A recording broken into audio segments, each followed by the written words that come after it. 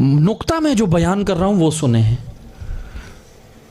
इमाम रजा के इल्म का कायल मामून नहीं था? था। इमाम रजा के इल्म को मानता था मामून या नहीं? जिसने इमाम को जहर दिलवाया मामून ने नहीं मानता था? मानता था। इमाम काजिम के इल्म को हारून नहीं मानता था? मानता था। इमाम सादिक के इल्म को मंसूर दवानकी नहीं मानता था? मानता था। कातिल भी मानता था। फिर क्या हो गया? क्यों इतनी फजीलत के बाद भी तू जहर दे रहा है? क्यों दे रहा है? क्या इमाम सादिक की नमाज पढ़ने से कोई मसला था उसे? कोई मसला नहीं था। इमाम सादिक जितनी नमाजें पढ़े हुकूमत को कोई मसला नहीं था।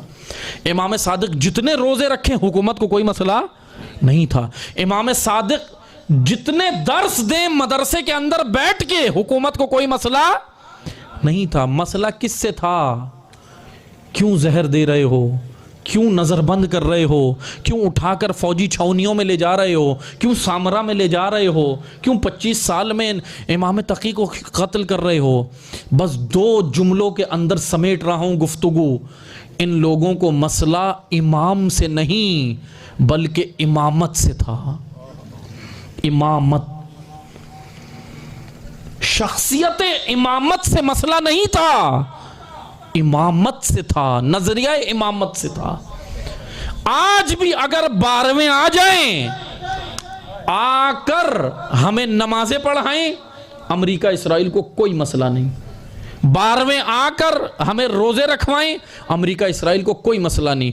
12वां आकर हमें आज़ादारी का बड़ा जलूस यहां निकलवा कर मातमदारी करवा कर सब कुछ करवाएं, अमेरिका इसराइल को कोई मसला नहीं। लेकिन ऐसी मजलिस, ऐसा मातम, ऐसा जलूस, ऐसी नमाज, ऐसा दर्स कि जिसके अंदर आज के जालिम को ललकार कर, आज की जालिम हुकूमतों को ललकार कर और अल्लाह के निजाम का एहया हो, और जिससे आज का तागूत और यजीदियत लरसती हो, उससे हुकूमतों को मसला होता है। क्या था फिदक? जब इमाम काजिम से कहा गया, जब हारून ने सबको हुकूक देना शुरू किए, इमाम काजिम ने कहा हमारा हक नहीं देगा। कहा कि बताइए हक क्या है? कहा फिदक। इमाम काजिम ने क्यों खजूरों का बाग नहीं मांगा? क्यों मदीना में नहीं कहा कि ये खजूरों का बाग है दे दे, बल्कि ऐसी हुदूद मुअय्यन की कि पूरी हुकूमत इस्लामी आ गई। हारून ने कहा ये मसनद अगर आप मांग रहे हैं तो मैं समझ गया कि ये मसनद आपका हक है। यानी इमाम ने बता दिया कि मेरी दादी ज़हरा खजूरों के बाग के लिए नहीं, अली की विलायत के लिए बाहर निकली थी, अल्लाह के निजाम के लिए निकली थी।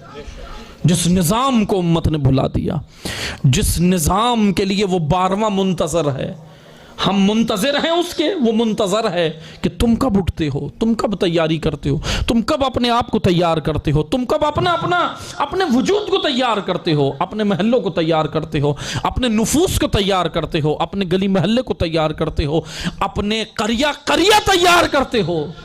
फिर वो 12वां खुदा भेजेगा, वरना 11 को खुदा ने भेजा, अब 12वां ऐसे खुदा नहीं भेजेगा। वरना 12वें के साथ क्या होगा? वही जो 11 के साथ हुआ। ऐसे नहीं भेजेगा खुदा, ऐसे नहीं भेजेगा। वरना क्या होगा? फिर कोई बहन रोती हुई कुम जाएगी, फिर कोई बहन रोती हुई जाएगी।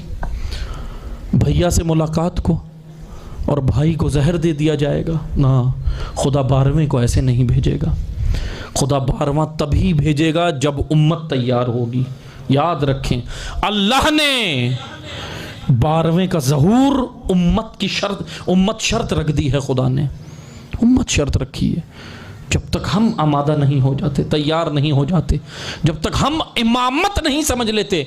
इमाम हमने समझ लिया कि इमाम आबिद होता है, इमाम जाहिद होता है, इमाम आतिल होता है, इमाम बातक़वा होता है, लेकिन ये तो समझो इमामत क्या होती है, नजरिया क्या होता है, आइडियोलॉजी क्या होती है, फिक्र क्या होती है, तमद्दुन क्या होता है, तहजीब क्या होती है, आइडियोलॉजी क्या होती है। आज हार्वर्ड यूनिवर्सिटी, आज मानचेस्टर यूनिवर्सिटी आज कैलिफोर्निया यूनिवर्सिटी, दुनिया की बड़ी यूनिवर्सिटीज के अंदर इमामत के ऊपर रिसर्च करके दुनिया, इसराइल और दीगर बड़ी बड़ी ताकतें आकर मैदान में महदवियत का रास्ता रोकने के लिए तैयार हैं।